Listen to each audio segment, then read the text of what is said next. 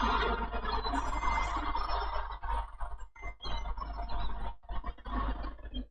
mety ho toetr'andro eny an-dranomasina ny alakamisy desambra 2020 amin'ny ora maraina hatramin'ny zoma 10 desambra 2020 amin'ny ora maraina.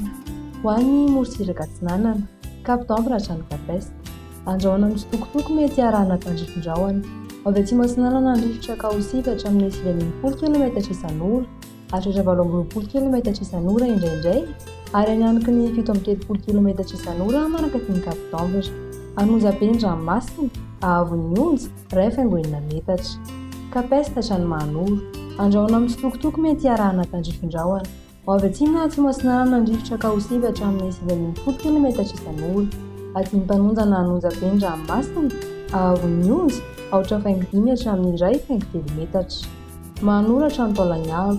Andrahoana mitsitokotoko na ibalikan'ny masoandro. Avy avaratra na avaratra atsinanana andrifotra Kaosiva hatramin'ny 940 km isan'ora, hatratra 820 hatramin'ny 940 km isan'ora indraindray manakaiky ny Manakary, hananika ny 950 km isan'ora indraindray manakaiky ny Taolagnaro.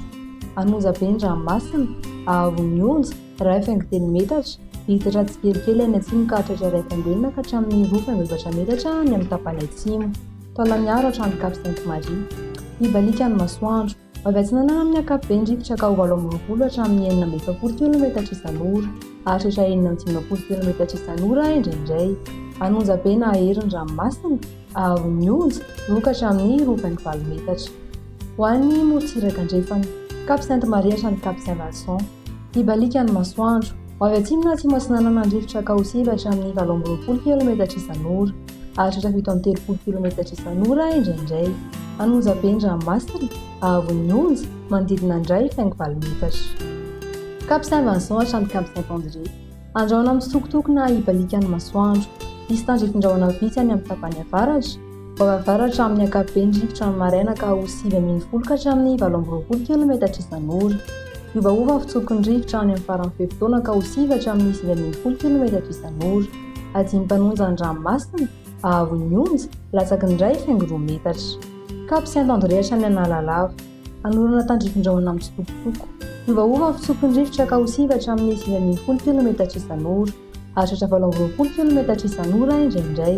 Hotono ny ranomasina, ahavon'ny onja, latsaky ny 4,5 metatra. Analalava hatrany Cap d'Ambre. Anorana tandrifin-drahona mitsitokotoko. Avy atsinanana amin'ny ankapobeny rivotra ny avaratry nosy be ka ho 9,0 ka hatramin'ny 730 km isan'ora. Iovaova kosa ny ankafa ka ho 9 hatramin'ny 820 km isan'ora. Hotono na adimy mpanonja ny ranomasina, ahavon'ny onja, latsaky ny 1 metatra.